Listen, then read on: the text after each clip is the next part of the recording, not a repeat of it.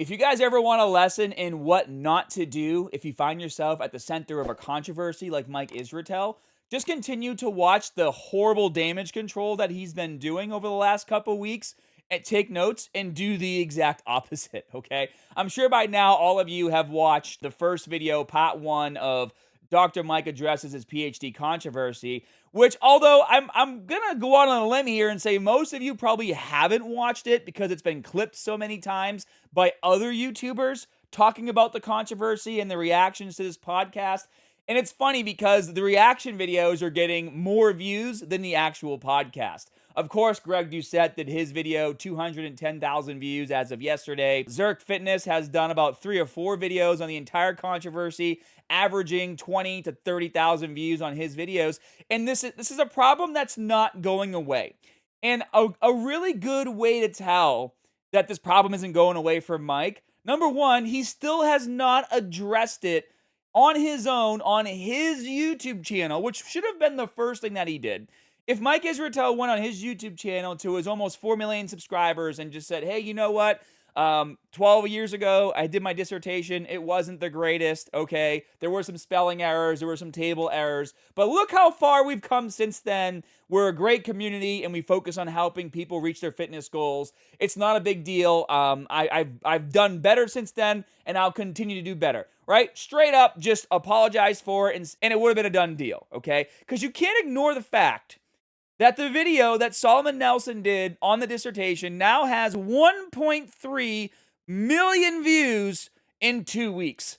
And so, what are the ramifications of this video getting so many views and all the bullshit that Mike's been doing to try to finagle his way out of having a bad dissertation, the stuff that went down with Milo, the re-uploads, the edits? What is the actual impact of that across his channel? Well, if you scroll down from his recent videos, 95,000 views, 119,000 views, 148,000 views, and you get down to 2 weeks, 3 weeks ago from before the Solomon Nelson video hit.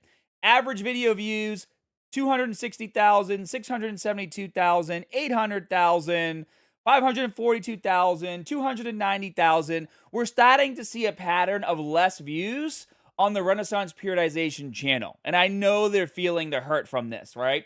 And if you go to some of the most recent videos, so this one, low versus high reps for fat loss, one is better, 3.9 thousand likes to 2.5 thousand dislikes. And if you scroll down to the comment section, you're going to notice there's only 500 comments here. And if you're not a YouTuber or a creator, you might not understand the ramifications of the dislike ratio to like ratio as well as the comments. Well, let's go back in time to a video from Mike from before the Solomon Nelson video hit. 10,000 likes to 292,000 views, 2,622 comments. That is a lot. That's 5 times more comments than this video has right here, okay? Let's go to another video. The most dangerous supplements people still take. This was also a recent video. 1,000 dislikes to 2.9 thousand likes. Scroll down. Only 400 comments. Even Alex, where are all the comments? Either deleting or filtering them. So these guys, his team, they are on a huge damage control right now, guys. Deleting comments. Imagine having to delete 2,000 comments off of your videos in order to try to do damage control. That is absolutely insane. It's just Mr. Mike now. Some are still here 13 days ago, right? This is what Mike is dealing with behind the scenes. He's trying to come off all cool and collected and joking about the whole situation. But what he did to Solomon Nelson, he did him dirty. And people are pissed. Because if you took the time to watch the Solomon Nelson video and exactly how he laid out all the information, everything that he said made sense. So what Mike decided to go on the Just Kidding News and have a conversation with these chuckleheads. First of all, why didn't Mike say, hey guys, before we sit down and we have this conversation, right? I think it would be a really good idea if y'all actually just I don't know, watch the video we're gonna talk about so that we can actually have a conversation about it. But see, that's because you're an educated man and I'm not. Because this was literally 16 minutes of these guys just kissing Mike's ass. I'm surprised this guy right here didn't stand up and start licking the top of Mike's head by the end of this video. Like, it was such a cringe video to watch, and they just tried to downplay everything. It was, in fact, it was very annoying. It was very annoying. So let me just show you how not funny these guys are. If I took Solomon's work 12 years ago and looked for typos, people would rightfully consider it a fucking scuzzy. When they get a hold of my Santa letters, I'm fucked, dude. Oh yeah, Dear your Santa, couldn't why spell do you shit. never come to my family? That's how I feel. Do you think Kim Kardashian should go back and remake her sex tape now? Because she's so big.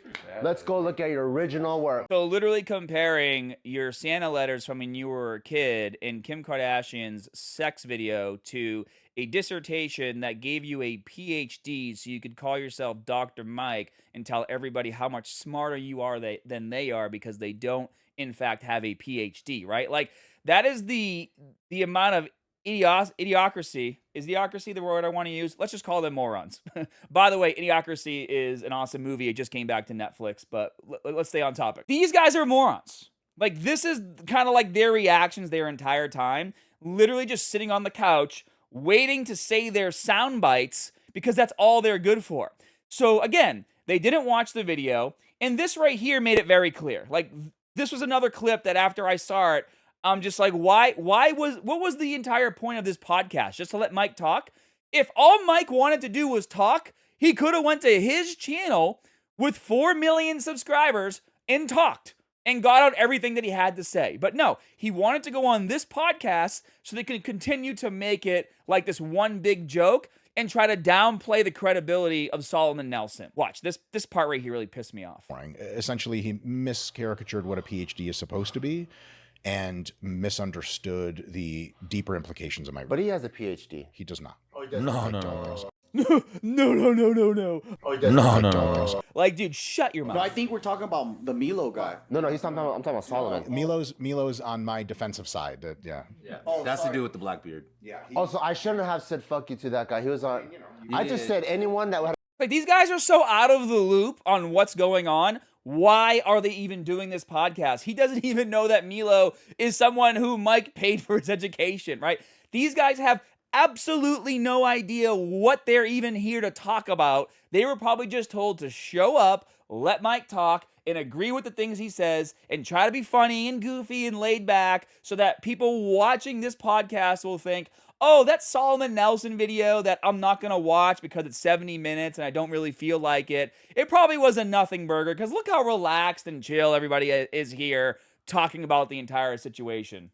Had a serious You're face. talking about Fuck you. Solomon, I was just yeah. like, fuck you, dude. So at the same time that Solomon is not credentialed, to my knowledge, credentials are kind of bullshit to begin with. And right there, right, there's the golden egg. These guys are talking about not being credentialed, and now Mike is like, actually, it's kind of bullshit anyways. So where's the reaction from, the moron crew to that comment? Oh, he does. No. Oh, well, then I guess maybe what Solomon Nelson said could be good because, it's not impossible for someone without a PhD to do research and put a video together. Anyways, let's move on to another reason why these guys are morons. Had like 200 typos and spelling errors and shit. What's because your defense is oral? So it's oral defense. Yeah, so like these guys, again, you can tell they haven't watched Solomon's video because they still think it was just typos. That's what they think, it was just typos. You also high when you wrote it. Say what? That was before I've ever. Yeah, see, it's all comedy relief. Oh, you were high. Okay, cool. I really ever did edible marijuana. So no. I know he likes to get high. That's why. No, yeah, I can't write shit when I'm high, bro. Apparently you can't write shit when you're not high either. That was actually kind of funny. That was actually probably the funniest part of the whole video. But there's one clip I want to play from Zirk, and I'm going to link to his video down in the info section below. I'm really enjoying Zirk Fitness's videos. If you guys haven't subbed to him, make sure you do. But this one clip from Zirk pretty much explains why this is such an issue. And my main take on the dissertation that Mike did is that he picked a subject that was kind of easy and then overcomplicated it, and that's why it fell apart, right? basically did his dissertation on fat athletes are slower than athletes that are in shape and leaner, right? That's what we're saying. If you have muscles, you're actually stronger. That's kind of like the basic breakdown of the 125 pages. And Zirk does a really good job of explaining that. Your PhD level research is too basic for educated people, but too advanced for the uneducated coaches is supposed to help? That's not a niche, bro. That's a problem. Mike's essentially saying, my dissertation exists in this magical zone where smart people think it's remedial and dumb people need it explained differently. That's not groundbreaking research. That's a YouTube video. My guy wrote a 125-page dissertation to teach coaches that fat makes you slower.